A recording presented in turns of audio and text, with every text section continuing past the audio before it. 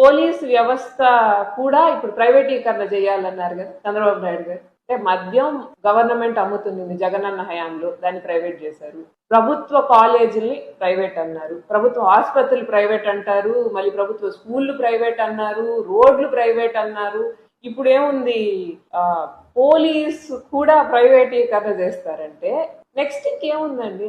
Next Chandrababu Naidu గారి ఆలోచన ఎలా ఉందంటే, పబ్లిక్ సెక్టర్ గవర్నెన్స్ కూడా బాలేదు, ఐఏఎస్లు వాళ్ళు కూడా సరిగా పనిచేయట్లేదు, కాబట్టి మనం అది కూడా ప్రైవేట్ చేసేసి మొత్తం అంతా గవర్నెన్స్ దగ్గర నుంచి అన్ని ప్రైవేట్ చేసేసి సిఇఓ సీట్ లో కూర్చున్నట్టు నేను మాత్రం సీఎం సీట్ లో కూర్చొని మిగిలిందంతా ఆంధ్రప్రదేశ్ అమ్మేసి ప్రైవేట్ చేసేస్తాను అంటున్నాడు. ఇంకా ఆయన ఇష్టం. మహిళా పోలీసులు ఒక ఎస్ఐ హెడ్ కానిస్టేబుల్ పైన దాడి చేశారు తాగేసి. 10 రూపాయలు 20 రూపాయలకి హత్యలు జరుగుతున్నాయి. సరే, మహిళలను వదిలేస్తే మగవాళ్ళు కూడా సేఫ్ కాదండి.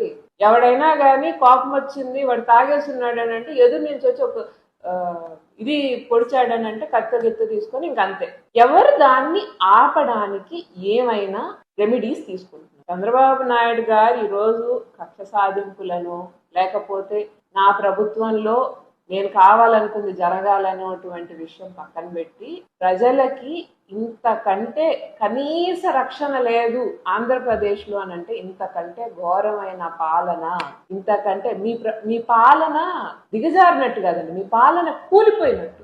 ప్రజలు బతకడమే కష్టం ఇక్కడ అని అంటే ఈ పాలన కూలిపోయినట్టే ఏకంగా. ఈ రోజుటికైనా మహిళా రక్షణ మీద మీరు ఆలోచన చెయ్యకపోతే, ఆడవాళ్ళకి కనీసం ఆంధ్రప్రదేశ్ లో రక్షణల్ని ఇవ్వలేనటువంటి గవర్నమెంట్ గా కూటమి గవర్నమెంట్ చరిత్రలో నిలిచిపోతుంది.